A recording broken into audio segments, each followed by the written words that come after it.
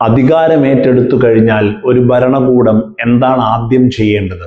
ആ നാടിന്റെ ഏത് പ്രശ്നങ്ങളെയാണ് അഭിസംബോധന ചെയ്യേണ്ടത്? കൊൽക്കത്തയിൽ അധികാരമേറ്റെടുത്തതിന് ശേഷം നിങ്ങൾ കൊൽക്കത്തയിലേക്ക് പോയാൽ, നിങ്ങൾ സോഷ്യൽ മീഡിയ ഒന്നെടുത്തു പരതി നോക്കിയാൽ, ഗവൺമെന്റ് സർക്കാർ ഓഫീസുകൾ മുഴുവനും കാവിയിൽ കുളിച്ചിരിക്കുന്നു എന്നുള്ളതാണ്. എന്തുമാത്രം റെലവൻ്റായ ആവശ്യമുള്ള ഒരു കാര്യമാണ്.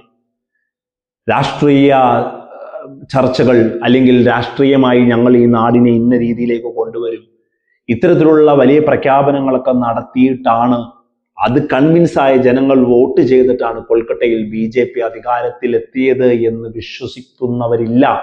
ഈ നാട്ടിൽ നിഷ്കളങ്കരില്ല എന്നുറപ്പാണ്. കാരണം ക്രമക്കേടുകൾ, വോട്ടിംഗ് മെഷീനിലെ തിരിമറികൾ, അതൊക്കെ വലിയ രീതിയിൽ ചർച്ച ചെയ്യപ്പെട്ട തെരഞ്ഞെടുപ്പും ഇന്നും ഉത്തരം കിട്ടാത്ത ചോദ്യമായി നിൽക്കുന്നതുമാണത്. അതവിടെ നിൽക്കട്ടെ. പക്ഷേ അക്കാദമി ഓഫ് ഫൈൻ ആർട്സ് ഒരു കാലത്ത് കൊൽക്കത്തയുടെ സാംസ്കാരിക സ്ഥിരാകേന്ദ്രമായിരുന്ന, ഒരു ഐക്കണായിരുന്ന ഒരുപാട് കലാകാരന്മാരും രാഷ്ട്രീയ പ്രവർത്തകരും കലാ സാംസ്കാരിക രംഗത്തെ ആളുകളുടെയും എല്ലാം ഒരു വലിയ കേന്ദ്രമായിരുന്ന ഫൈൻ ആർട്സ്, ആ ബിൽഡിംഗ് ആണ് കാവിയിൽ കുളിച്ചിരിക്കുന്നത്. ആ ബിൽഡിങ്ങുകൾ മാത്രമല്ല, നിരവധി ബിൽഡിങ്ങുകൾ കളറുകൾ മാറ്റി കാവിയിലേക്ക് മാറ്റുകയാണ് എന്നുള്ളതാണ്.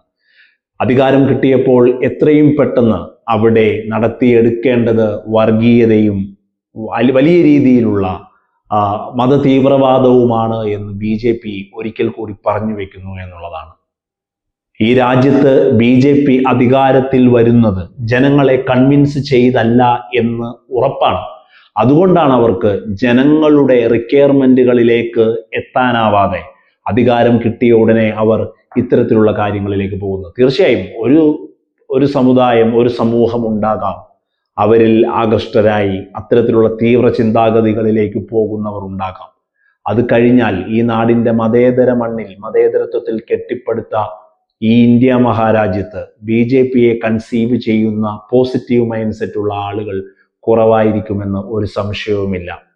അങ്ങനെ കൊൽക്കത്ത കാവ്യവൽക്കരിക്കപ്പെടുകയാണ്.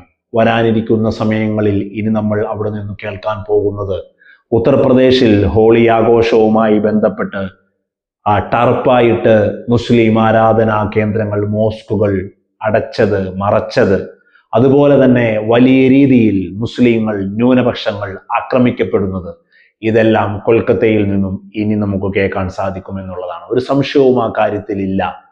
അധികാരത്തിലെത്തിയാൽ എത്രയും പെട്ടെന്ന് അവരുടെ അജണ്ടയിലേക്ക് എത്താൻ അവർക്ക് കഴിയുന്നു എന്നുള്ളതാണ്. പക്ഷേ BJP ജനങ്ങളെ ഭയക്കുന്നില്ല. ജനങ്ങളുടെ വോട്ടിനെ അവർ വിലമതിക്കുന്നില്ല. കാരണം മാൽപ്രാക്ടീസ് നടത്തിയാണ് ഞങ്ങൾ ജയിച്ചുകൊണ്ടിരിക്കുന്നത്. അതുകൊണ്ട് തന്നെ ഞങ്ങൾക്ക് ആ ഒരു വിന്നിങ് ഡേറ്റ കിട്ടിക്കഴിഞ്ഞാൽ, പ്രഖ്യാപനം വന്നു കഴിഞ്ഞാൽ, പിന്നെ ഞങ്ങൾക്ക് എന്തും ചെയ്യാം. ഈ നാടിന്റെ പ്രകടനത്തെ മോഡലാക്കി കാണിച്ച് വോട്ട് പിടിച്ച് ജയിക്കേണ്ട അവസ്ഥ ഞങ്ങൾക്കില്ല എന്നുള്ളത് കൊണ്ട് തന്നെ, അതുകൊണ്ടാണല്ലോ ഇത്രയും വേഗം വർഗീയതയിൽ അവർക്ക് മുങ്ങിത്താഴാൻ സാധിക്കുന്നത് എന്നുള്ളതാണ്. 100% നമുക്ക് ഉറപ്പിച്ച് വീണ്ടും വീണ്ടും പറയാൻ കഴിയുന്നതും അതുകൊണ്ടാണ്. ജന്തർ മന്ദിറിൽ ഈ നാടിന്റെ യുവാക്കൾ വലിയ പ്രക്ഷോഭമായി വന്ന് ഒരു വാക്ക് പോലും മിണ്ടാനാവാതെ പകച്ചു നിന്ന് പോയ പ്രധാനമന്ത്രിയെയും അതുപോലെ തന്നെ BJPയെയും ഒക്കെ നമ്മൾ കണ്ടതാണ്. അയോധ്യയിലെ രാമക്ഷേത്ര കൊള്ളയുമായി ബന്ധപ്പെട്ട് BJPയിൽ ഉണ്ടായ പടലപ്പിണക്കങ്ങൾ നമ്മൾ കണ്ടതാണ്. അതിന് ആൻസർ ഇല്ലാതെ പോകുന്ന പ്രധാനമന്ത്രിയെ നമ്മൾ കണ്ടതാണ്. ഇതിനുമെല്ലാം ഉപരി വീണ്ടും വീണ്ടും വീണ്ടും തെരഞ്ഞെടുപ്പുകളിൽ BJP വിജയിക്കുന്നുണ്ടെങ്കിൽ തെരഞ്ഞെടുപ്പ് കമ്മീഷന്റെ ഒത്താശയും ഈ നാടിലെ വികലമായി കൊണ്ടിരിക്കുന്ന ജനാധിപത്യ സംവിധാനവുമാണ് എന്ന് ഒരു സംശയവുമില്ല. ഓർക്കുക നിങ്ങൾ അവസാനമായി ഒരിക്കൽ കൂടി, തെരഞ്ഞെടുപ്പ് വിജ്ഞാപനം കേരളത്തിലെ സ്ഥാനാർത്ഥികൾക്ക്, പാർട്ടികൾക്കൊക്കെ അയച്ചു കൊടുക്കുമ്പോൾ തെരഞ്ഞെടുപ്പ് കമ്മീഷന്റെ സീൽ മാറിപ്പോയി BJPയുടെ സീലായ അരക്ഷിതാവസ്ഥ, അടിയന്തരാവസ്ഥ നമ്മൾ മറന്നു പോകാതിരിക്കണം.